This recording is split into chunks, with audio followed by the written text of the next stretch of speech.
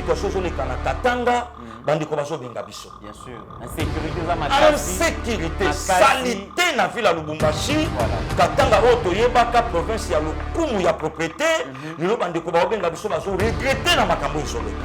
Nani aza derrière bakatange na bakasaye pour babimisa pagaille. Ba tribalisme kuna. Na lobi na yo ya kosakana te de réunion nocturne obscure oyo ezosamba bandeko na nga bakatange na ngai mongo tozo lokomoko tosala congolais babiloko bozolinga bobimisa wana le katange et le kasaye bozaka lokomo nazoyebisa yo vérité FCC il faut comprendre que tant na ye et c'est leki il faut yebe loko wana ndeko mitera akosana te akobundana nzambe ba champagne bazomela wana ya pamba bakoki kosala ba clause mais derrière signature bakosala eloko moko na mboka revient à l'éternel des armées donc il faut bayeba te eloko wana donc comprendre que bakoki kosala tout d'abord kokutana ya bakonzi mibale wana eza na bopeshe te il faut bandeko na biso badiaspora bakomprenaka mpe balingi mosusu eloko bandeko fo bacomprendre mbala liboso na Congo tomona président de la république atiki ebonga mpe mosusu aye.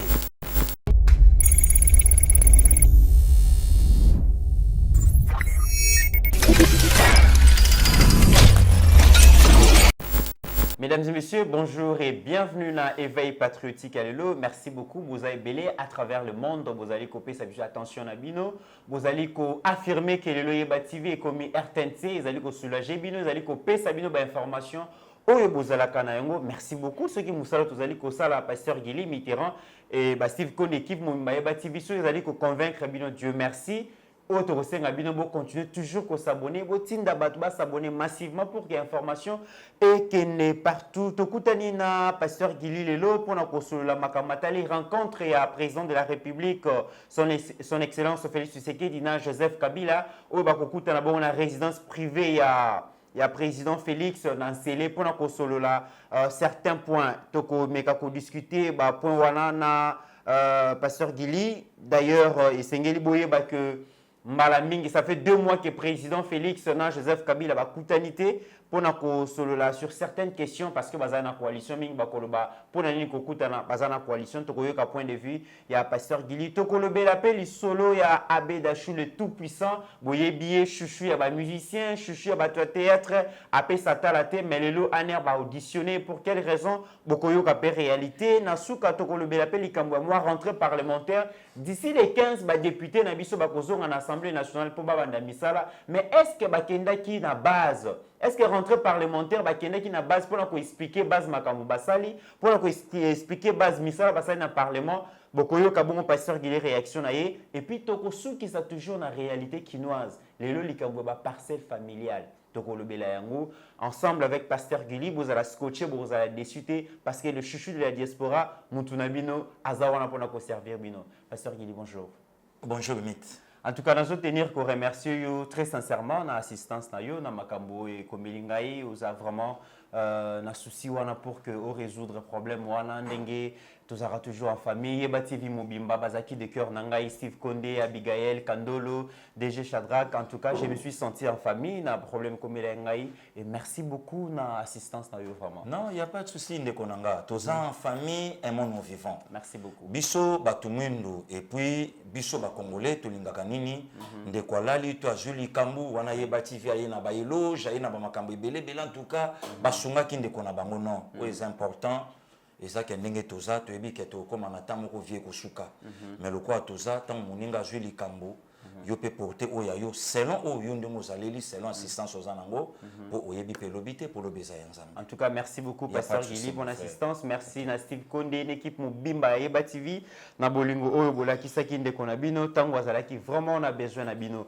pasteur Guili lelo to yoki information selon ba indiscrétion notre président de la République démocratique du Congo son excellence Félix akoyamba bongo son prédécesseur Joseph Kabila les sénateurs na résidence privée na yo za cancellé parmi ba question bakosolola pona 6 points point ya liboso ezali menace présidentielle ya ko dissoudre l'Assemblée nationale toyokaki mokonzi mboka alobaki ke naza na souci wana te mais ceux qui batuninga ba continuer ko provoquer nga na ko dissoudre. Deuxième point, ils allaient partage la responsabilité dans l'entreprise publique to kolobela yango. Troisième point, ils allaient mort ya Delphin Kayimbi proche à Joseph Kabila ex numéro 2 ya armée en charge à renseignement ba kolobela dossier wana.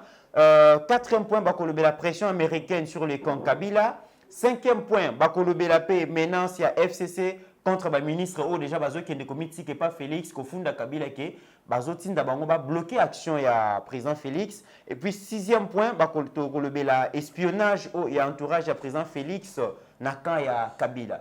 Alors pour nous expliquer bandeko na biso bazali kolanda biso na on préférait vraiment to kende point par point to zoa vraiment avis considération na yo par rapport il y a 6 points wana. Point liboso balobi entre Joseph Kabila na président Félix makambo zali na mesa bakolobela likambo ya menace présidentielle ya ko dissoudre l'Assemblée nationale. Point de vue nous aleni. Matondo mingi mona mboka Mitterrand ya merci quand même na bandeko oyo ba continuer ko sala biso confiance na Yeba TV na ba encouragement na bango na ba reproche na ba remarque na ba conseil na musala auto sala. Oui. Na premier point il y a pour dissoudre l'Assemblée nationale. Oui, il y a pour dissoudre na rencontre na bango. Tout d'abord kokutana ya ba konzimi baliona ezana ngo pechete. Il faut bandeko na biso ba diaspora ba comprendre ka pe balini mususu. Et loko bandeko faut ba comprendre mbala liboso na Congo tout monde na président de la République atiki bonga pe mususu aye. Même na Joseph Kabila. Mbala liboso amona liboso fatia mona ke ye mutazala ki akufita ke ngana ye. Même pe pour la population congolaise. Mbala liboso ba mona ba konzimi bale oya zalaki na oya ye bakutani. Siko problème ezani ndeko Mitterrand. Il faut tout le monde équivoque on a que bazo sololela nini te. Bakobanda kaka kosolola. Na pesa ndakisa. Ngana alaki na ndako eke ndeko Mitterrand azoya pour remplacer. Motuna liboso ko tuna ngabi ndeko ovandaki ndenge he nini. Il faut quand même tout solola. Est-ce ngana koloba te? Ah bon, yo zo remplacer nga aux ennemis. Non. Mais ça va boy remise reprise ba ça na. Banga basala moningi ndo faut bande ko na bisope. Bayebaka eloko wana.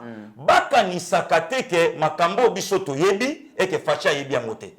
Oh, ezakutu na makambo susu o facha yebi. O biso to yebi yangote. Il faut bayebaka eloko wana. Kokutana na bango pour la dissolution ya assemblée. Mokonzamboka mutaza na clé. Alobaki yango clair. Voilà. Constitution et PCE pouvoir après une année il y a ko dissoudre ensemble en cas il y a crise. Au moment où le Mitterrand n'a passé qu'il ba sa l'émission, crise c'est ça. Voilà. Crise et ali attente ya malamu, il y a président y assemblée na l'institution et ça les soubienté. Vi ba propos au camp, il y a FCC ba pesaka yé maloba ya koloba. Pourquoi ko kolobango? Constitution lobi mutu mon côté akoki kotia maloba likolo ya maloba o mukonza mboka lobi. Or la constitution là a été faite pour faire asseoir éternellement Kabila au pouvoir. Bon, comment bakoka ko reprocher ba propos à Kabila te et comment lelo na fachi balobango. Donc déjà une crise. Oui. La crise est persistée. Et que mukonza mboka lobi na zalaki nango na besoin te. Mais ceux qui ba tindikinga na komemango. Or Assemblée est ça dominé la FCC. Bangonde bato la majorité. Maintenant le col mukonzi na bango ya FCC ça. Il faut sur la menace qu'on a président de la République. Voici des raisons. Où ils sont tindanga na dissoudre yango. Voici des raisons. Où batuno faut batambola boye pour na boye toyokani sava toyokani te. C'est moi le président de la République. Na moni likama mabe na kati voilà likama mabe na kati salité na Londres mokonzambo kanenga lobaki amenasaki ko dissoudre yango toyokaki réaction à Janine Mabunda amenasaki président à destitution mais le lobo tozali komona quand même bana mboka ba imboka bazali ko réclamer que d'ailleurs Assemblée nationale yango ezo refléter ba choix na bisoté bato bisoto pona ezaba o bazana Assemblée nationale te ba o bakota na Assemblée nationale ezali ba député ya Aner ba député ya Corneille Nanga ba député Joseph Kabila pona bazala. Mais est-ce que Mokonzambo Kapé azali koyoka peuple te? Ayebi ndeko Mitterrand. Yo ko ndima nani akokai ko voter mwasi ya Evariste Bochab. Nani akokai ko voter mwasi ya Shadari. Oui, ya Shadari. Mutute puisque bayeba na kité. Problème ya la kité Kabila ayeba kité ku azana ngo au peuple bayeba kité. A bloqué Fachi l'Assemblée, a bloqué na Sénat, a bloqué na Boye. Comme ça, ba memaye, a comme a essoufflé, bango ba récupérer pouvoir. Tous les coups toyebi, toyebi ba copinion so, ba champagne ezo mena makuna na kinga kati tozoye bango, ba réunion obscure nocturne ezo salama toyebi yango, besoin ça que Félix soki akufaka na crash avion d'office Alexis Tambwe Mwamba 2 ans a même mission na transition Kabila songi na pouvoir sikoyo yo tala 2 ans au baponaki mais pourquoi Martin Fayulu akenda koloba une fois élu na kosala kaka 2 ans na pouvoir na ngepe na organiser l'élection oso comprendre les nuances à langage est-ce que bato bazo tout ana côté Alexis a organisé l'élection dans 2 ans côté Fayulu alobaki une fois élu président de la République élu nga na organiser l'élection mais yo mtoza élu on organiser encore l'élection na profit ya nani yoka nuance pour comprendre que maître na bango alaki liboso qui est Joseph Kabila pour preuve les lots au monde la muka et Koufi Adolphe Muzito il paraîtrait à comment le Kajaba contact na mokonzamboka côté au de l'autre côté il paraîtrait aussi à Zolukapé ba contact maintenant l'FCC Mouto Azala qui fort à se sentir maintenant dégradé c'est quoi ba komi langage kiti ce que comment le cas moyen nini bakosala maintenant problème il y a ba député wana Mokonzambo Kapo a travaillé malamu de comité rana comme se voile pas la face il faut dissoudre Pasteur Guillemé la grande question au batu bazali kotuna ceux qui FCC azali bon la majorité parlementaire ceux qui va remporter effectivement l'élection à niveau de l'Assemblée provinciale l'Assemblée nationale pour la ligne bazo banga dissolution de l'Assemblée nationale bango bazana besoin bazonga aux affaires atana besoin il y a peuple congolais de comité rana bakolamba mbisi ba mikolo balobaka na mayo ya ye Kabila sali voyage à Souka na Windhoek et pas ba père na ye ayebisi bango clair que je ne suis pas venu vous dire un adieu mais à bientôt à bientôt nanani Kabila prince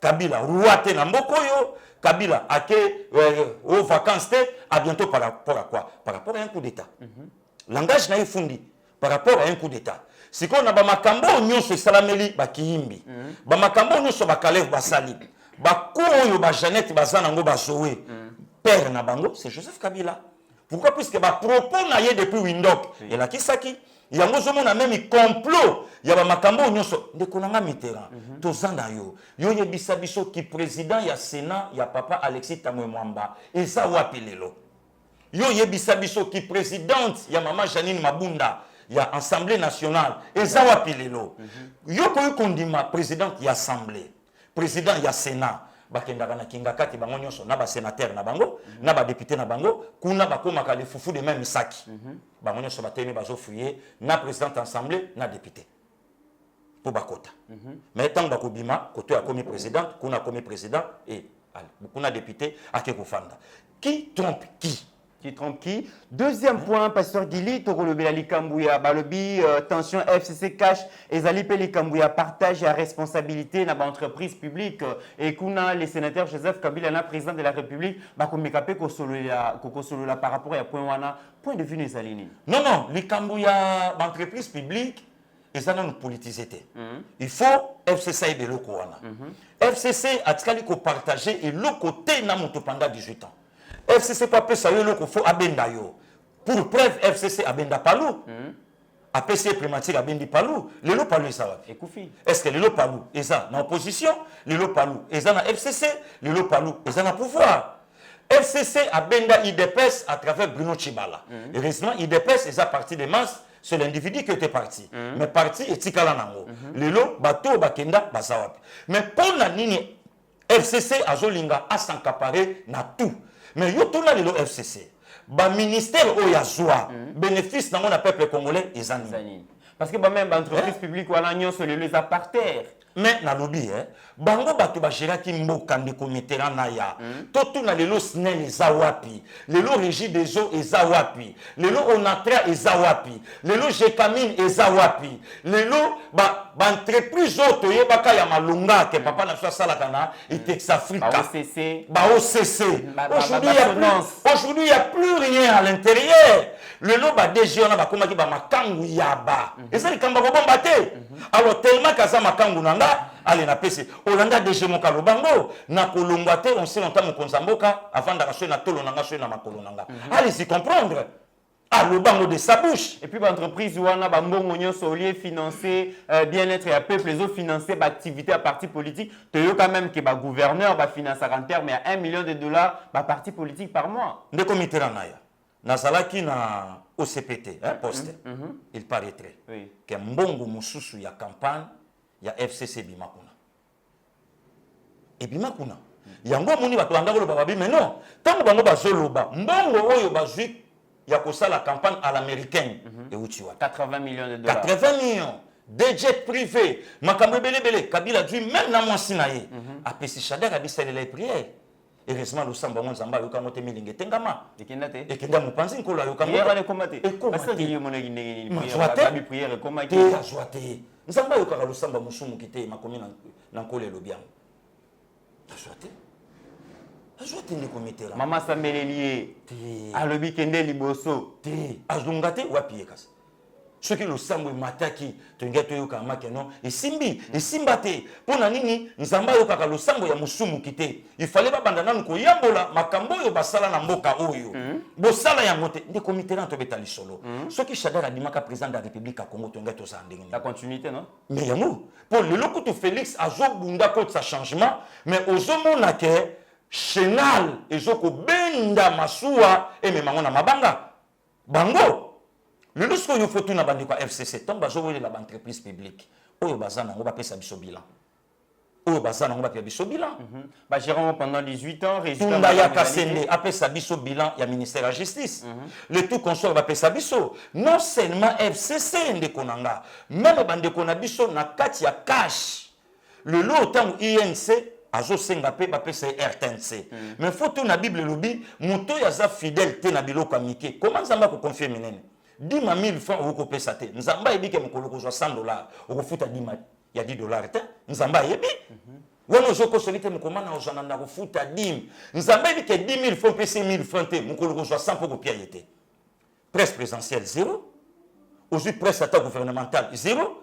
Bosko ba ke no pesa mama RTNC. Pasteur Gilibilo ba bengela ko yango. Tant vous allez ko critiquer, vous allez ko bangisa batu. Ndeko Mitterrand. Et pour rester excellence, moi, ben, on dit sous pasteur Gili, et ça qui 2500 en matière, dans matière 5000. Te, ndeko Mitterrand, tout ça na biso na besoin ya ba makambu wana te. Le problème c'est ça que mitema oyo batu ba pesio.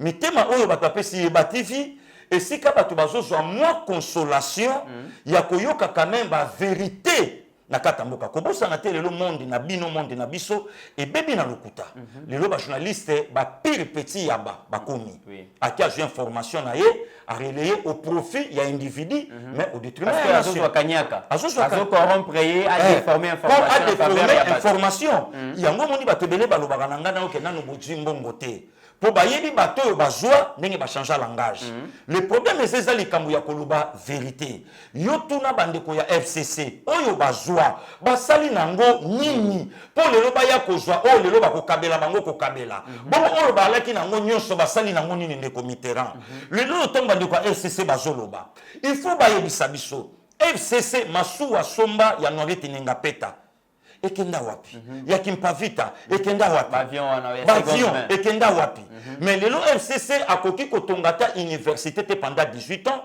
mais individu ya Odyssey Matata a tenu université pendant 4 années na ye ya premier ministre est-ce que lelo FCC bazoka sonité na 9 ans ya Alassane Ouattara babiloko oyo ya sali na publié mais FCC abimisa biloko oyo ya sali pendant 18 ans Ouattara tozomona ngo bakomi il a fait ça, il a construit ceci, à Tongaboy, Nzelaboy, et l'autre. Mais ma photo est ali, non?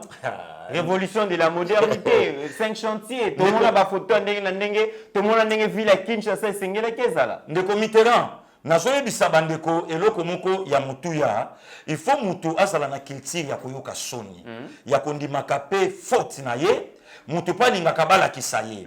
FCC alingaka zala grand.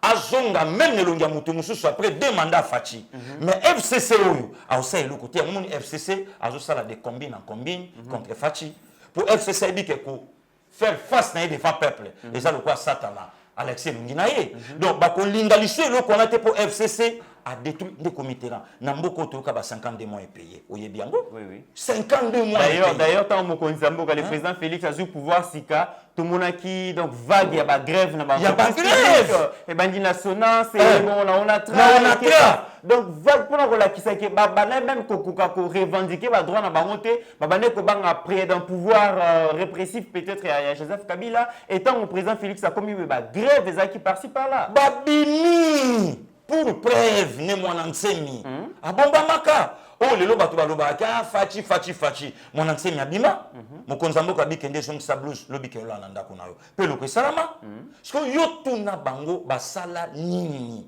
na ba entreprise o bango balaki nango nyonso ya république basali le côté bazala quand même batu bayoka soni nde commitera au moni photo ya conseiller en matière ce qui ya nini yango ya maréchal Mobutu au moni na douala via simbi nzete via simbi nzete mais na mupanzi bache photo na yetan bazalaki na maréchal Mobutu tout puissant rien ne vaut la vie Chadel il faut yeba ke avant ye ezalaki na bamu lumbalu koji ezalaka na batu na mbokoyo arimo vaye bavaye il y avait un zing zong atelemi na makadam elengesa akangi mitukati na victoire moi mitukele kaboza tena ni zing zong tala moto Kalev il faut yeba ke avant ye ezalaka na bolozi soki bakangi papa na bino na bolozi en tout cas ba prière bo ebite soki akobima mais lelo bolozi azawapi donc il faut bazala ne loko wana na mutu na bango terminateur vundwa we bayeba ke ba honorer ngwanda bayeba ke batu wana pe bazalaki mais lelo balekani donc il faut bakotelo komona mutu non totika république oyebi mboko ndeko Mitterrand mboko eza ya nzambe mutu moko te akanisake ku moko akoya nango na Congo akobeta yango ekosimba po Congo eza patrimoine na ye ndeko miti nazolo bango so mutu atuninga petu wana nani naza ndenge mona bango kutunga pe na leki nange bele ponga congolais de père et de mère et puis nationaliste donc nazolo bango na part nanga na Congo donc nazolo bango tant que congolais ku moko te ekotikala ko sala na mboka oyo et que Congolais a encore maboko na moto et aussi mba soutien Nzamba au piango Congolais la muki en tout cas Nzamba telemi na Congo mais patriotique comme ça musala nango mais bien sûr ndeko Mitterrand nanya kobo yango yokanisi lelo pourquoi lelo bande kwa FCC bazolinga ka mabeya po bango bayebi ke makambo ko diriger tali bango te bango ne makambo ya kosoka ya kozwa kanyaka ba pikola yango omoni même diplomatie ya Kabila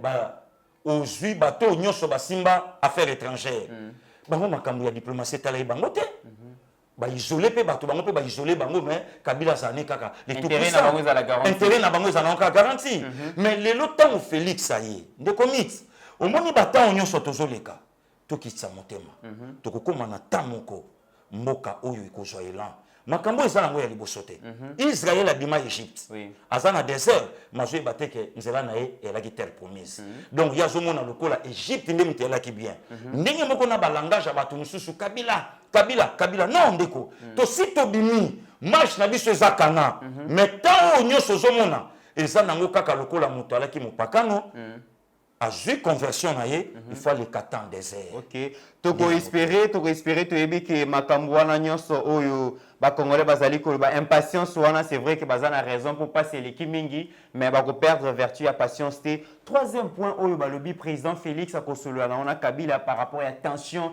où ils allaient entre FCC cash et zali liwa ya général Delphin Kayimbi wazaki proche à Joseph Kabila ex numéro 2 ya armée na biso chargé à renseignement tebi que mort mystérieuse na et créer mutu entre les deux camps ba ko lobila ya ngopé point de vue na yo non ils ont le kamba ba lobby yo pe d'ailleurs le ba que Delphin Kayimbi zali kombo na été oh ndeko mit mais tout le monde on a ba compte à face tout le monde on a ba compte na face vrai non naï ngati mna fabriqué tout le monde yango un certain Paul Deregeza tout le monde yango bisoté mais liwa est créé vraiment donc vive na lobi liwa wana ekokani na ba makambo seleka na mboko yo yango moni congolais a indexé directement kamoko ke babomi liwa na eza ndenge moko na ya nani ya Arma Tungulu bakangi Arma abambi mokonza mboka libanga biso nyonso pe na cadre ya respect humain en tout cas ça ma propreté mais mutabo mo fo botele misai botuna ye na natindaki yo mais Arma kenda boyi matanga famille ba mona yete kaka ndenge bazwaka ye na 24 ti lelo histoire finish siko tango yebisi biso ke Delphin akufi maintenant siko fo mona contradiction na maloba ya mwasi na ye na maloba ya ministre information na maloba ya porte-parole ya président de la République jusqu'à tel point mokonza mboka aye ko éclaircir recadrer ba mwa bizarre sikondo Mitterrand tant de Mitterrand nan de ko Gili bazolo balikamba ministre information bande comme sous bazomona c'est comme son nga burkinabé donc il est congolais il fallait loba makambo wana oh eza bwa loba jitunga eza likambo ya Congo to fanda to solola to vanda to lobana puisque Congo c'est notre terre eza likambo te que non omoni muto yo afinga ka c'est un perdant ayebi makambo o loba te po moni de komito moni média ekutanisi biso na ba misusu pe akomo yeba politique pour abimi na famille politique moko lelo mais soko tunye kalume mwana kambwe ayebi ete soko tunye nzondo mi adopelingo na mboko azalaka nani ayebi te mais soko tunye makambo parti na bango par rapport à Pierre vient na bango oh samedi faut ba kende na bureau pour ba pesa bango moins 1000 baza 30 soko ba okabola combien tant Konzamboka a éclaircir est-ce que ministre information yo ki sonité mais bato basepelite balobi enquête ezana en cours comment est-ce que Mokonzi Mboka akoki ko kende vite na conclusion que le bakeno d'après les premiers éléments où ils en possession na ye akufi par pendaison est-ce que Mokonzi Mboka zolinga ko bomba vérité mon côté wana non balobi que enquête ezala ki préliminaire salama ki par bande wa MONUSCO mais porte-parole à MONUSCO bimia le bibiso tout cas jamais kozala impliqué na enquête wana alors bakomi ko soupçonner pe que Mokonzi Mboka yebi mo maka non, c'est lui le garant. C'est lui le garant. Muntu aza la bouche autorisée à Congo, c'est le président de la République. A Kabuli tâche naye, vu ba responsabilité, a tiango et pas attaché naye la presse. Balongoli mususu ba pesi na gouvernement. Mais le coup les ali kambwa Congo, gouvernement de Mutanga ka sali lango point de presse a expliqué yango de commit. Kulutu nanga Félix Soze ko lobe loko moko important. Soko moni kolo likambo ou bien mutamayele alobi likambo na ye zala keba ava au contredire ye otuna ya lobi yango pourquoi batu batelemi na gare ya train alors bamoni engundu kezo ya locomotive or le vieux Léopold Sédar Senghor alobi elle arrive batu babenga ezoba or c'est la locomotive yango wana ezoya or un Sénégalais africain tant que lobaki likambo batu fallait quand même ba comprendre pourquoi de quoi zolo ba iloko to lobaki yango par rapport ya bateau biso to moni na mboka o bateau ba l'éloquence makoki ya ko larguer info oyo et empaqueter bateau mais yo moko zomona na kata mboka na biso to sana ba catch ba niveau yo lelo o yebati vezo kende na ba passer gili eza pasi ponga na tala moto ana sepo ba yebiete voilà au moni tant to salaka ba émission de comité ba retomber na moto yeba ngo na ba commentaire voilà émission sali ba commentaire ni ne pese et puis na ba nombre à vue na ba nombre à vie ne sika que au taxe ndeko côté wana pasteur Gili za sans concurrent parce que les loboé réseaux sociaux actualité politique c'est pasteur Gili a lobité en tout cas batu bakola la tengam na lobi ngote beaucoup na ba commentaire à Yeba TV pour se rendre compte que ngana zo relayer car information oyo ezalaka déjà wana quatrième point les pressions américaines sur le camp Kabila et ça parmi babilo que zali ko matisa moto entre FCC na cash d'après camp Kabila balobi ba américain bazo s'immiscer beaucoup plus dans l'affaire interne na biso et bazali ko pousser pour le président akabwana na Joseph Kabila la preuve tant le général des fins Kaïmbe Koufi Tomoni ambassadeur a tweeté Mike Pompeo a tweeté, Peter Fan a tweeté, bah on se passe qui et puis tout comme on a fait dernièrement le 8 mars ambassadeur Mike Hammer na Mbujima ikuna Beni Makasi et ndekona biso ya FCC bazali ko sepelate point de vue nos amis si comme de comité na passe nini bango bazomona bani loko ba américain bazo pousser président Félix Akabwana FCC mais ce qu'il faut tout na bata FCC banani bayaka na Kabila na Bukonzi faut tout na bato FCC banani bayaka na musée na Bukonzi est-ce que ayaka mon propre fort na ye na 29 ans oyo Kabila alaka appui nini diplôme nini ou bien diplomatie nini oyo ya betaka de lopo anyata Congo pendant 18 ans lelo sikotanga moni ke match baluki ba comprendre que tala FCC ba mitema mabe bazo sala politique en puku azo soyo na musapi na sapongi azo fula soko mono ningisi le koloya bendani yake kotala yo soka mono bongisi le kolobe lali na pongi ayeswa nde FCC et loko azolinga amoni sango et pas chef de l'état or Fachi ayebi FCC malamu source ya FCC c'est la rébellion mais source ya Félix c'est la politique donc ba généalogie na bango ezandingi wana il faut pas comprendre que batu nyonso baza derrière l'FCC baza sous la malédiction du Congo puisque bauti na rébellion babimi place moko ya malonga te babimeli kuna. Donc il faut baye bakeloko wana. Mais généalogie ya Félix Antoine Tshisekedi Tshilombo c'est la politique. Donc faut baye bake mayela mabe o bango bazana ndeko mitera. Lelo FCC akosanani. Lelo FCC akoyana poemo États-Unis azocha pression na sima fachi akabona na biso o biso to 8 jours il y a président de la République. Le 3 février, awa na échangeur alimentaire. Programme à 100 jours à lancer, boum, na kata programme à 100 jours, et puis, va libérer les prisonniers politiques. Nana télémé la cam, FCC to FCC. FCC, parce que coalition, on est là, on va biso, yanini. C'est souvenir même dans Maloba, Alexis Tamba, Oabenga, 2000 un délinquant. Un délinquant. Parce que yo yebisanga, coalition, on va yebisa biso, yanini. Quand il y a papa Etienne Tshisekedi ya Mulumba et Ye Awa. Délégation na FCC au Mona Bango na Matanga ou bien au Mona Bango na Nsele. Malaka isolé.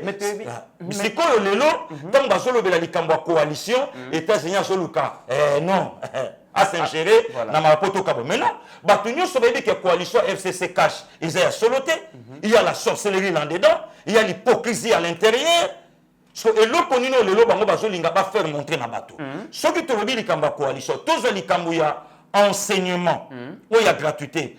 To yebi makambo nyonso oyo ministre ya enseignement azokotsa na kati ya poto. Lelo atana ba média local na biso, ozomona ba débat, c'est copé, boyina boye.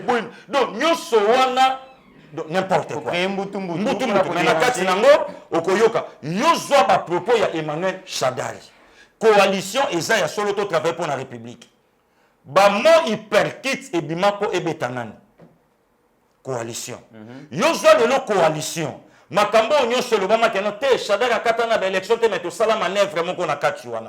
Coalition. Ko paralyser mboka. Ah voilà to ko paralyser mboka. Yozwa coalition. Ba propos ya pasteur Ngoyi Mulunda. So ibo kangi Kabila boko mona le pire e ko ya na mboko coalition. Sikoyo bazolinga bakosa nani. Ngaputu conseil na koyebisa FCC. C'est le moment pour brandir accord.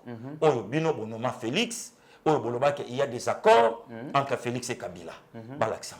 Bon, le lobo étant quand même tous allés comme on a les États-Unis, azali trop proche maintenant na régime il y a président Félix, azali ko luka vraiment ko aider à tout prix président Félix a kendeli bosso mais to yebi que na politique na diplomatie américaine balobaka l'Amérique n'a pas d'amis azaka kana ba intérêt. Est-ce que tout le monde a dit que américains sont basés l'administration américaine koya mingi na RDC c'est beaucoup plus d'intérêt na on les alliés garantis. Ce qui d'intérêt na bango zanakati c'est que d'intérêt na biso pe vis-à-vis États-Unis sali. Le 30 juin il y a année passée to tangaka lettre il y a Donald Trump et pas président de la République. A signifié que partenariat ya États-Unis na RDC na individu ya Donald Trump na président de la République Félix Antoine Tshisekedi Tshilombo. Là c'est pas un problème de commetterant. Politico tozanango lelo il faut Congo ba benda na muto aza fort. Admise na libulu pona nini po Kabila na bakabili bakunda kamboka oyo na ndenge moko incroyable. Ndeko nanga Mitterrand na ya. Yo bimisa nombre de morts oyo bakufi pendant 18 ans koleka 32 ans maréchal Mobutu. Bimisa fortune oyo Kabila na bande kone bazanango eleki 32 ans ya maréchal Mobutu. Alors que le peuple est toujours pauvre. Pauvre. Ce que yo yebisanga. Mbongo oyo fachi ako diriger nango Congo oyo lelo peuple bazoloba. Tozomona le côté inane na pouvoir. Boye na boye. Combien d'années oyo Kabila aleka asala discours sur l'état de la nation aloba ke ane eza ana social. To mona mbote. Mais lelo tozoyo kake domaine ya makamba kolia eza na mutu moko songolo nde mutu aza au moins na 3 licences. Donc yemta akotsaka oyo. Mais bango moko basalaka na ba faire basalaka nini. Ndeko Mitterrand peuple congolais faut bayeba ke Dieu merci et que Mokonzi Mboka Lobaki a présenté pour la coalition. A présenté pour le peuple congolais ne mutapesié 1625 jours il a diriger la République. Donc le lot faut pas que coalition en a été ne ya monte ko tambo safachi. Si réellement bande quoi FCC baba congolais bazonga aux affaires ba travailler pour ba tombola. Et non baluka ba poste. Mike Amer Abini na Mbujima et point de vue nous ali. Non, c'est un ambassadeur américain. Oui, Alexis ça. Kati Makinu. Alexis sentiment na yena appartenance na ye na nouveau régime. Okay. Là, il n'y a pas de souci. Toké na 5e point, menace du FCC contre ses ministres accusés de collision avec le président de la République. Toyoka bon on a Londres ndenge mokonzambo kalobaki ezana certains ministres à FCC bazali koya koye bisangai que quand Kabila FCC bazali kotinda bango ba saboter bongo ba action ba grandes actions ya président Félix. Point de vue nous ali. Non, c'est selon les comités. Nazonika na mutu no tuninga. Est-ce que au coalition vous bloquez bateau pourquoi? Oui. Yango moni même matin à adhésion na bango na FCC et cela qui na babilo qu'on a se ya carte de comité rang. Na lobi no tokoyoka ba témoignage na mboko yo bande ko ba olande mission ba bombaka ba émission de comité makambo ebele tozoloba bande ko belé bazo benga ngana yo ba prophète leki bolobaka yango muninga bolobaka yango mwana tali kambo bebolo toloba ba makambo yo mukonzambo kalobi yango eza na ba ministre congolais o lelo ba na FCC besoin na bango eza ba tourner les dos et puis ba travailler pour la nation mais accord. Mais comment le peuple en otage, au lieu de travailler pour l'intérêt du peuple, ils préfèrent qu'on travaille pour l'intérêt de l'individu? La vérité cachée du matin. Pas pour l'intérêt de l'individu, mais de vérité cachée. Oh, boyebi. Et bimate. Vérité cachée. Oh, on est commis. Pasteur Guilo Bandi. Dans le bayango, il y a des vérités cachées. Bon, le bayango, té. Ne commis. Pas le bayango, té l'intérêt de nani. Il y a peuple, il y a individu. Il y a un individu. Il y a des gens qui ont une identité na bango, bazana passé na bango, na bapoche na bango. Ce qu'on bien ça crée des problèmes. Hein? On risque même de mourir. Au Koufa. Les preuves sont là aujourd'hui. Delphin ou Kaimbi Lelo Azawapi. Kaimbi Azawapi. Le général Boussa a Koufa Ponani. Pour le bac à Kanisa qui guerre ango, et ça militaire, or et ça politique. Ah, ça lui a coûté la vie. C'est na Rwanda. Voilà. Et bon, musée à l'Obanim, je vais passer sur les Rwanda. Et les bon Dieu va regretter de m'avoir créé. De m'avoir créé, moi, musée. Alors, ça lui a coûté la vie. Musée est parti, le jour pour jour, 19 ans. Voilà un peu. Parce que le temps où il y a FCC, il y a des accords. Olongana yo tolanda Chadar à l'Obango devant le ministre na bango. On va signer 3 documents signés. Bobo ça na ba document oyo to signer na binoté. Parce que yo tuna ba document par rapport il y a FCC ou par rapport il y a PPRD ou par rapport il y a la nation congolaise. Mais le loyo à cause ya ngana yo de comité ranaya. Ba te belé ba lobi que le qui o sala que c'est mission te wana sa prédication. Ba te belé ba bandi ko yo ka passe na des missions ngana to salaka. Ba bandi ko simba mababi non. On doit retourner, de servir notre terre, notre nation, à travers la pétio, Makambobazoloba, et comme il faut bouger biso. Ne comme terrain. Et ça, c'est l'eau qui culpabilité na vie. Mouto ko sayote. Bakoki ko na yo mutu, mais ko sa conscience. Bakoki ko éliminer ngana yo lelo. Mais na yo ibisio ke musala auto ça le continuer. Aujourd'hui, lelo naza continuité. Ya sauvons le Congo. Oyo Papa nanga l'archibishop Koutino Fernando abimisa na mboko. Batu nyoso bachaka tembe. Aujourd'hui, je suis dans la peau de mon père, l'archibishop Koutino Fernando. Donc batu faut pas comprendre na FCC tant ils ont les camps de comité rang. Na loba na yo ke le lo batu ba ko sarabiso ke vieux en retard. T'étais vieux en retard de comité. Le lo ngana yo poto son la première CO au risque ça la même kolo il y a directeur. Celui qui a préfet. Au kozala na soni ya chiki. Okofanda te na bana oyo boti bwana bango chiki moko siko ba poser question o mela mai la personne ba ko seka yo bosko tango ba ko seka yo siko bana bato o tango père na bango yo moko la père na mama avant père yo sani mais faut petit ça plante bonga batuni mutu na ngana nyati na ko yo répondre siko tango petit wana tanga zo seka faut na nyata siko tango na ko nyata petit na loba ke sa père na bango tango ko la meti mala ba père na bango petanga ko ya petit na ngali susu ezali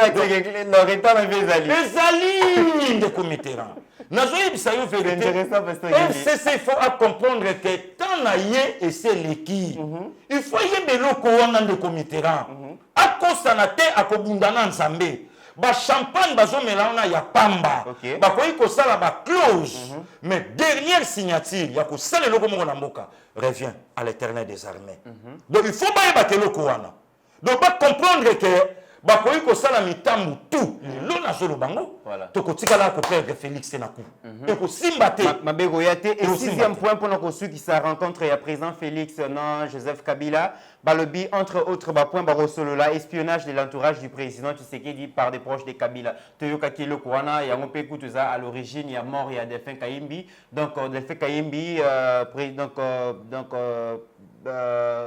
azalaki numéro 2 à armée et puis chargé à renseignement ateki ba proche nyonso ya président Félix sur écoute pour l'intérêt à nani. Il est avec qui? Il est avec qui? Et qui était derrière lui? Et le ban ngata leki nanga ferré. Qui était derrière lui? Voilà.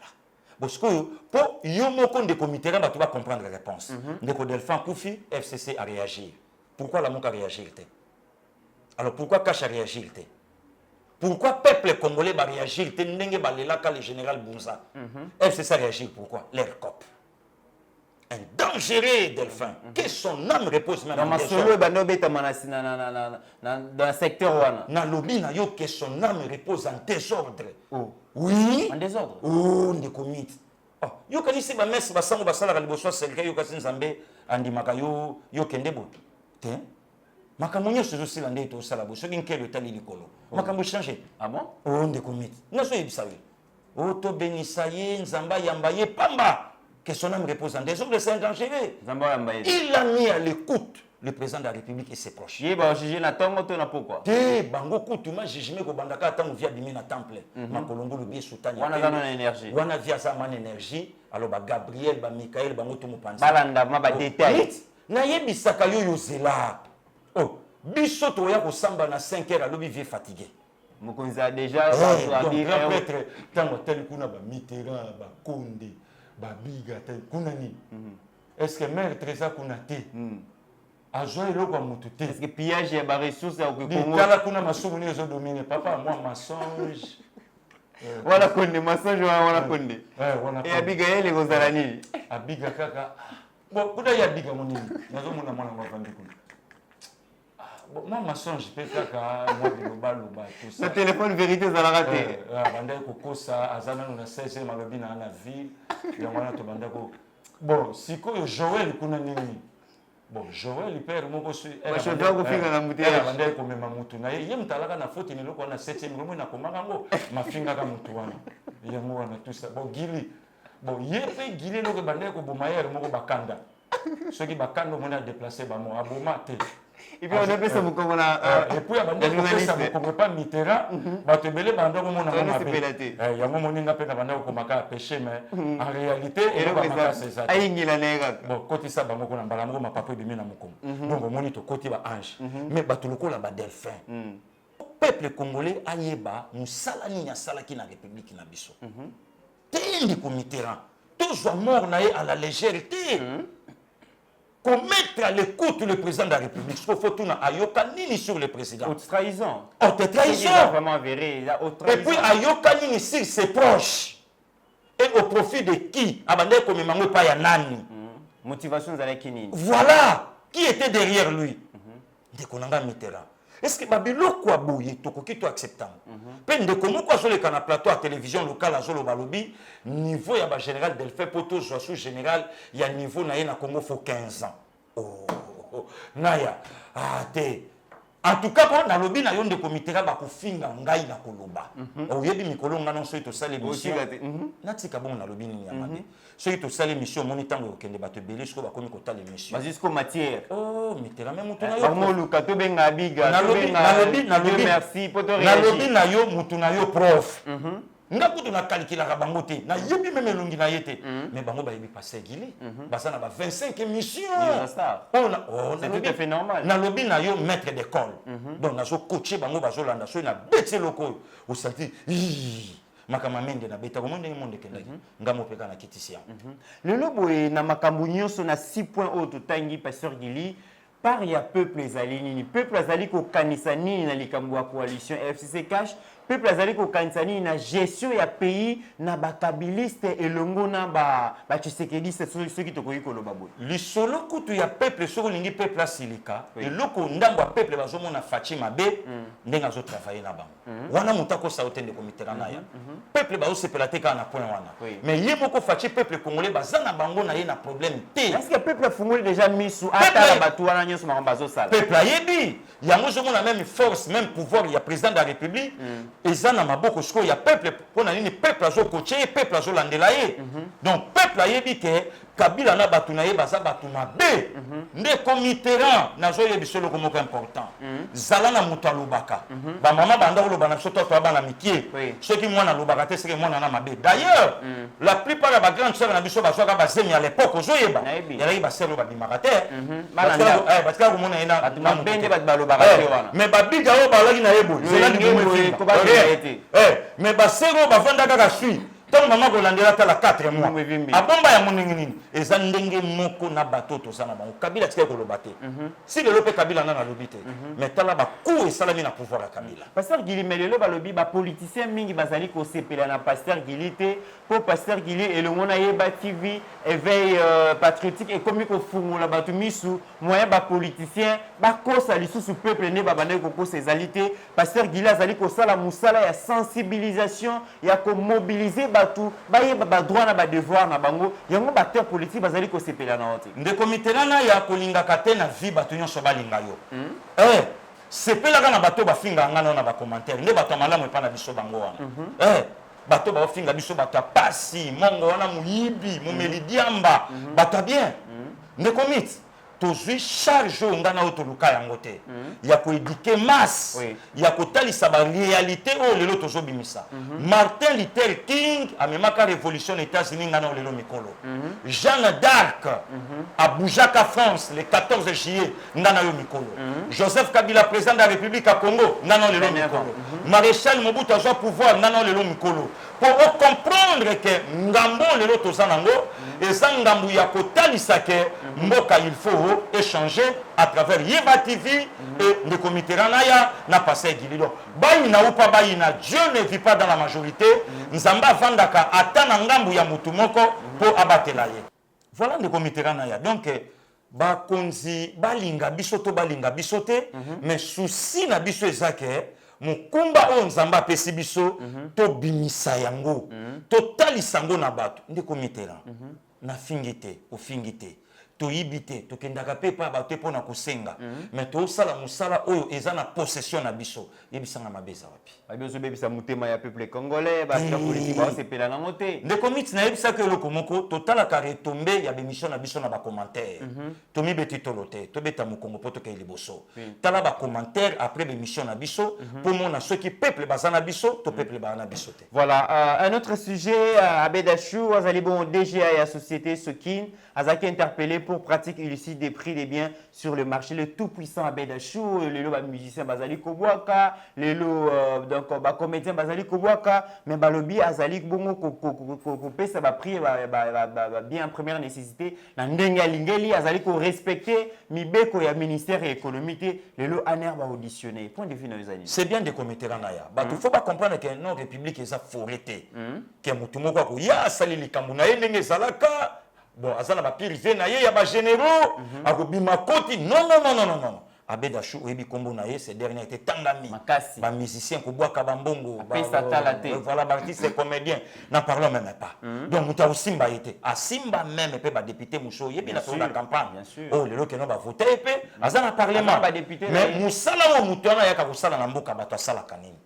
Les preuves sont là. C'est un Libanais. C'est un Libanais. Mais les lois allaient trafiquer ba prix à la première nécessité. Donc azotia mondenge o ya ngeli. Musale ko sala mana mutu nyonso. Ceux qui passaient Gilia ko sala mbeba ba kobenganga. Ceux qui pe mutu ya likolo kombo na ye yebana. Abuka ke loko moka jwa ke loko ya bato. Bato ba yiba ba biloko à l'état. Ba ko isa ba société, ba jwa ba mapango. Alokota ba mapango. Babloke belé de comité na tonto ces missions ko bosana te situation zo lekana katanga bandi ko bazo benga biso bien sûr insécurité za makasi insécurité salité na ville ya Lubumbashi katanga oto yebaka province ya lokumu ya propriété lelo bandeko baobenga biso bazo regretter na makambo ezoleka nani aza derrière bakatange na bakasaye po babimisa pagaille babi tribalisme kuna na lobi na yo ya kosakana te de réunion nocturne obscure oyo ezosamba bandeko na nga bakatange na ngai mongo toze loko moko toza bacongolais babiloko bozolinga bobimisa wana le katange e le kasaye bozaka eloko moko mais biloko wana na bapériode ya kingu wakumwanza ebomisaka bato ebele Ça lelo profite- bangi bazongisa yango ça profite à Kindeko Mitterrand nana aza derrière bango est-ce que bandeko na nga bakatange bazokanisa lelo soki babengani bakasaye bango bakozala autonome na katanga qui na kasa pe bakatange bazali mais batika biloko wana qui est de peuple moko tolingi likambo ya tribalisme te na Oyo yango na motema moko moko. bazolinga bapresente biso moluba lokwa démon na Congo mais bato nyonso la majorité bayebi politique oyo lelo toloba grâce à ye moluba Papa Etienne est-ce que proche à Papa Etienne combien de baluba oyo biso toyebi bazala ta 5 mais moluba 5 congolais où est le problème na kata mboka oyo kulu tunanga jibe mpiana na mboka oyo amoni pasi rien que kapo aleki moluba parce que tokokende na alire oyo ti wapi en tout cas likambo ya tribalisme nga pase gili biso yeba tv Oui. tozobetela yango c'était Makasi. NON tolingi yango te D'ailleurs, s'il faut tout ça, l'émission moko spéciale pour nous dénoncer les En tout cas, de tout ça après. Tout ça là, Voilà. parce que ils allaient parmi les fleurs oyo et même makambo kalibosote et bomamboka oyo et ceux qui tout ça les attention te pays na biso mboka na biso ko la diviser. Le comité na ya limbisanga. Aux ala équatoriens, aux ala kassaïens, aux ala katangais, aux ala kivousiens, aux ala mda Congo central, bandundu, ceux qui wapi tozali ba congolais toza peuple moko tolingi ba biloko wana te et bato bazana sima biloko wana yeba tv tokoluka po to dénoncer babenga biso ndeko miti émission ngana tosalaka bandeko ya Congo central basepelaka na biso basebele Voilà. babenga biso na baboma bamwanda matadi ti awa bakasangulu bandeko na biso oyo ya bandundu ebele babengaka biso Voilà. katanga ye moko lelo nzela etikali moko na katanga oyo eza mpe banzela sali te mais Moïse Katumbi alobaka ki abongisi katanga ba image nalobi na yo bazolanda biso ndeko mitera sali te na lubumbashi baroute eza lisu te sikoyo yo tuna baminere bandeko na nga bakatange oyo lelo bozosoutenir yuma mbongo oyo yuma bimisa na jekamine asaleli yango na katanga nini lelo oyo bandeko na nga baéquatorien bango nyonso basali bloc derrière Willy Bakonga yo tuna lelo baéquatorien boleka na pouvoir pendant 32 ans mandaka très sale très sale eza même pas na courant équateur courant eza te mais créé ba riche nalobi na yo ebimisi me bato ya mayele bavie bomboko babima na équateur bavie na nga ari toma lokondo ozwi bavie ada bombole bato ya mayele babimi na équateur lelo ta l'équateur dépotoir elamba kolata eza te mbandaka kaka wa 45 minutes na avion komi mais lokwa moto azovivre à 1000 km tokozongela yango surtout si wana sikoyo lelo bandeko bazolinga bamema biso na tribalisme oui tosuka nango wapi na mboko lelo ntango bango bazoloba lelo ntango bato bamoni pouvoir ya Félix Mabe ndeko mitera na ya tozonga 2 ans après na opposition 90% ya population congolaise batielaki motema na nani n'est-ce pas na Fachi oui n'est-ce pas na Fachi il était de quelle tribu il est de quelle tribu oui n'est-ce pas Luba mais tant que tu es biso nyonso même Mata Martin Fayulu oyo abebisaki mitema bato il était derrière qui voilà ndeko mitera na ya oh lelo komi problème taliban muluba mais non la théo katanga dedans bazo belela c'est comme si bazali sous na Congo te pour la sécurité l'équipe en tout cas ndeko mitera na ya oui ba escroc bazana Kasai ba escroc ba en Équateur bandumba bana bandundu bandumba bana Congo central ba donc batika biso kolakisa tribu moko musapiloko les tribu ya suka na Congo en tout cas eloko wana na Congo tozo teleme la tribalisme tina dernière énergie na voilà makambo ti koloba ya banzela ya basalité tout ça to komina suka rentrée parlementaire ba député Kalamengite les 15 le 12 dans 3 jours bazozongela déjà assemblée bazozongela déjà donc session ordinaire ya assemblée nationale mais est-ce que ba député na biso ba tamboli ata na la province wana batala ba état des routes ba état des hôpitaux ba état ya ba école pour ba ya kopesa bongo ba recommandation na gouvernement ça la musala na est-ce que na vacances parlementaires ba député ba kiti na terrain non tali bango te ndeko na ya député azolinga aleka na télé mpo afinga chef de l'état akende Dubaï na mwasi na ye bakende Dubaï ake vacances etali bango te vacances. azozela 2023 aya kosangisa bamama na église apia bango bapiesi ndeko mitterrand azobanda kotelemela bango kaka na 2020 député moko te na 2023 aya na kopa mungwa bakotuna ye mosala oyo bapeselaki yo bavoi osalaki yango bavota bango ndeko mitterrand bamisusu baya basomba bagroupe électrogène basomba bacable mare ya courant batol pour l'église yo tuna mokoni azonga dimanche na église on akenda kosambela eloko te baescroka population congolaise badéputé lelo député akoma na bagarde du corps akoma na bapolicier voiture fumée basi aye boyebi te ndeko miti tokosalela bango émission mobimba d'ailleurs balongwa bafanda sous place oyo peuple ayebaka place bafandaka te bakite baquartier bake na baquartier ezali up kokima babali bamakelemba bakoma kobwakana na parlement makelemba mais je te dis makelemba badéputé bakoma kobwaka makelemba nazoyebisa yo bamama député bakendaka bachine badubai azosomba bacostume bakali biso te ndeko naya bakali biso te bamama député bakendaka dubai asombi costume ya 300 na jésus le roc ya azokotisa yango na 800 na parlement po ayebi mokolo oyo bozwaka baprime na bango balare na bango mokolo ebimaka nalobi na yo ndeko mitterrand cope na assemblée anala plus loin na coalition ya nzoto ndeko naya ndeko mitterrand toza na gouvernement coalition en tout cas tobombi wana chere ya nos coalition tobombi wana réalité quinoise pasteur Gili lelo tolobela likambo ya ba parcelle familiale eloko wana ezali kocréer rage na Congo ezali kocréer rage na Kinshasa parcelle familiale ezali source ya problème na Congo ndeko miti bato bakufi na mapango tika tata na mama voilà na lobi na yo bana 8 bakufi mibale batikala 6 bango nyonso bafandaka na lupango ya famille mais kako réclamer kaka lupango wana yo za na locataire na yo nga pe na locataire na nga tata tika 4 ndaku mais tobeta 4 nga ocha locataire nga ya liboso na tonga ndako ya monene nde na vandaka wana na lobi na yo ba parcelle wana babenga ngo 6600 volts 6600 danger de mort na lobi na yo danger de mort conflit ya kosakana te lupango ndenge ni pasteur Gili yo bota uza na bana na yo bana no baboti na kata lupango wana bakoko génération na yo ngai pe naza na oyo yanga locataire na nga yo koloba na ye eloko te po ya futa mbongo epa na nga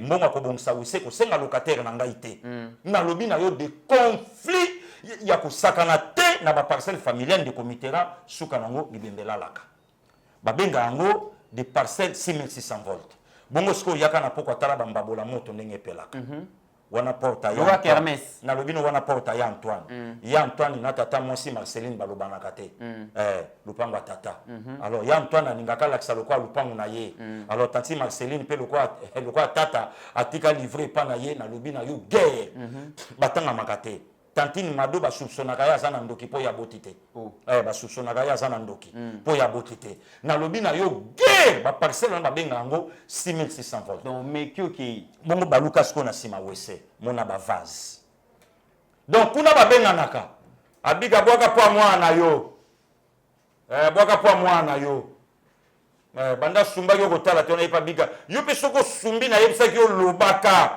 oyebi awa balingaka biso te wana lupango ya koko wana siko oyo asumbi wana kokolo coronavirus na lobi na yo ye moko abika aza nanu koko na kati ya lupango aboteli wana sikoyo tala ndenge balalaka na kati ya bandako wana okondima te finalement parcelle yango eza ya nani po ntango ya koko aboti bana 8 bakufa mibale batikala 6 baboti biso bakoko wana biso mpe tobandi kobota wana siko suka mapango wana toteka topanzana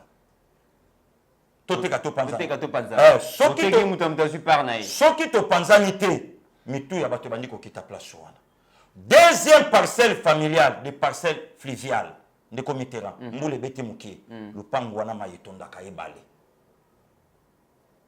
baenseignement batya bamabanga babrike bazolekana wana mbula mokie bongo yoka magorodo ndenge balelaka locataire mal à l'aise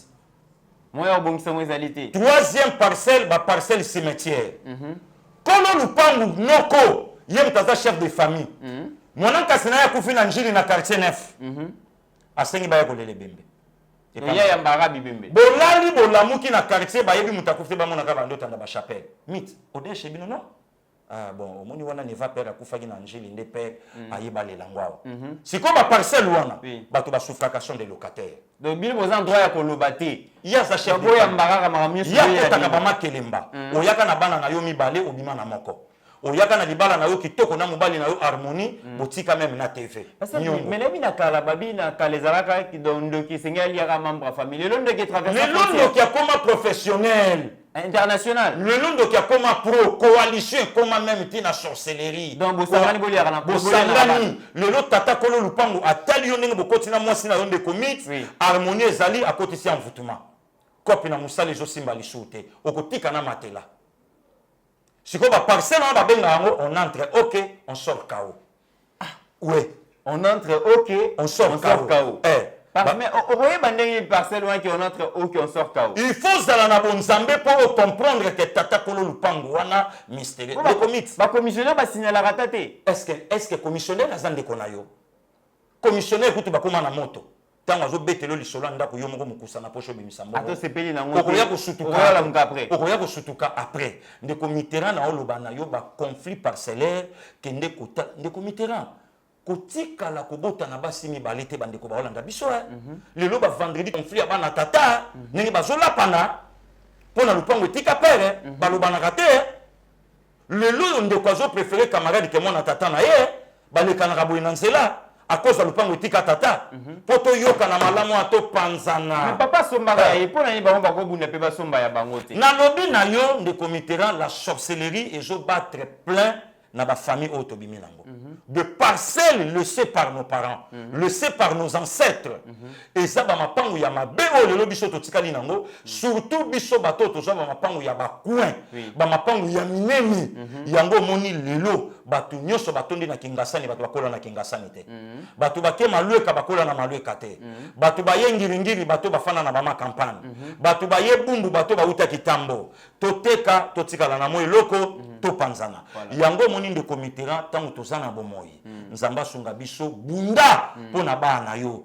petango zo uzana bomoi yebisaka déjà famille ke eloko na somi yango pona bana ngana mwasi et puis bana pe bango na bango ba bunda pe mutomto ya point na ye kisa bana ndeko mitera nzambe au moins lelo ke sa mabeni lelo bandeko bakomo préférer bala kisa bana français toi, viens, ne touche pas.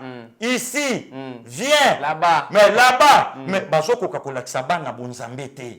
Oh, Bible le comme important. La kisa mona mukenzela nanga. Kino kokola. À côté de la maté. Le lot sur la tsiba na bonzambe. Bana bakoyeba que ça c'est l'héritage laissé par nos parents. Alors yo luka yo, ngapena luka yanga. Mais à cause de manque d'éducation, le pango moko, le lot komi kola panango pona ni le pango était katata. Parce que na kata ba pango wana, tala ndenge bato bazo kufa à cause de la famille. Pe na kata ba parcelle wana okomona kisengi aza. Okomona gayari se wazali. Okomona mutomoko aza stérile la botate na famille wana. À cause il y a un héritage, il y a un ancêtre. Donc, Moutazo koka okende ko foutre la tête. Azo préféré nga yiko kona bala moi c'est pas pesa biso chambre na ringa kokobar na biso. Ko tala batuana basala ka ba locataire boy na manka respect. Voilà. Le but au sale effort to le belape likambo ba jeune balingi ba pela sans effort asimbi akotinda kubwe ji par mo to ngabanda ko et puis konda mona ba ngana na retard na vie ngapena kende boya le but au moment na konde na balabala to ko kimae to zanga te ko beteli solo ya vie facile ba congolaise ba surtout les jeunes, Pasteur Guili, merci beaucoup pour l'émission. Mot de clôture. Merci Nao quand même de Yambainga, malgré Makambo Nango, Dieu a fait grâce, malgré que ma santé est dérangée, mais au lieu que auto checking up il y a coronavirus na grand hôtel donc dans la Guinée Joël, Basalima checking exact pour nanda banga, ba checker y a rien. Merci Naya Flavien Dinga, merci na président Chikito Mouchaché nos grand frère propre, Jean-Michel Lokio, mon vieux Mouké Katanga, ya Lucy Tembo, Mbotenayo, vraiment Zambé, abatele langai, Chacho Pipo, ya Mère Toyo, ya Vicky, ya Mère Gigi. Nous avons battu la JK de Genève. Donc, tout ça vraiment, ensemble. Il y a des fins poiti kulutu propre. Nzambe abatela o depuis les États-Unis. Na yebi ke kola ko bomba biso.